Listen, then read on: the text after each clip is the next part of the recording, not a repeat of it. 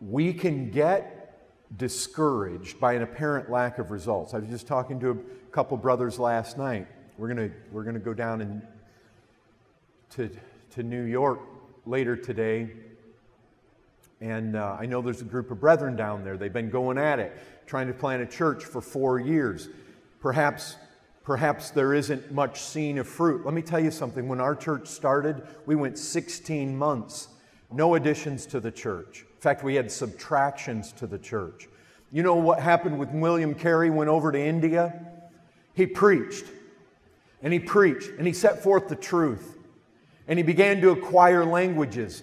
And he set up some indigo, is that the right word? But he was trying to produce income so that the churches back in England didn't have to support him. And he sought to be self-supporting, and he was getting the gospel out.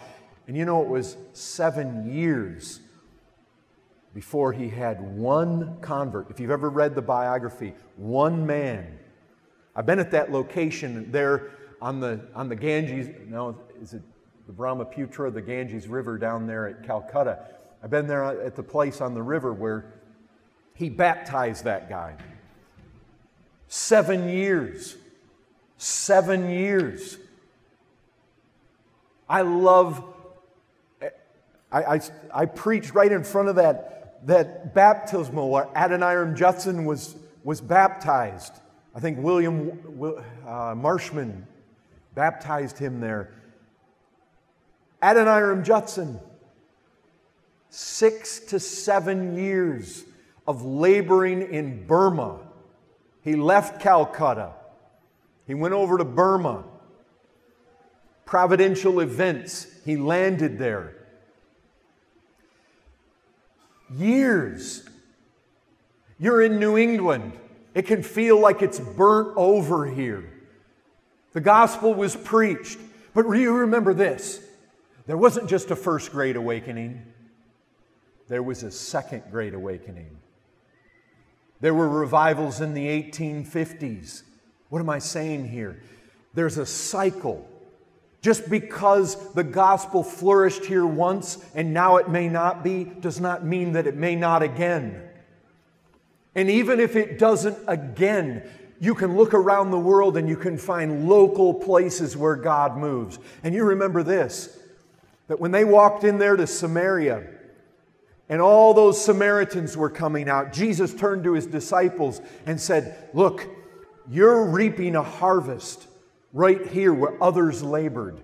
It may be that in our day we labor. It may be in our day we lay out the gospel seed. And it may be that in our lifetime we don't see it bring forth a harvest, but it may in the next generation. We may take part. There are those that sow, there are those that reap. Look, it's a big picture, it's a big package.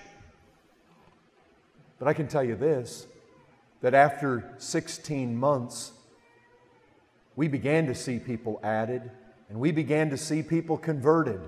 In fact, when Charles Leiter came down, I remember him saying that, speaking to people in our church, he said most of these people have been saved in the last 3 years.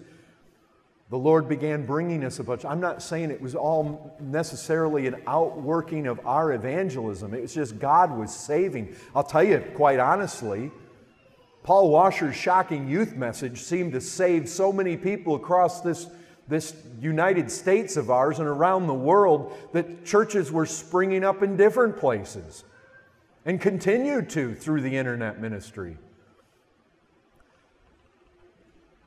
And you can say, I'm not a Paul Washer. Well, no, neither am I. But that's okay. Neither was the demoniac.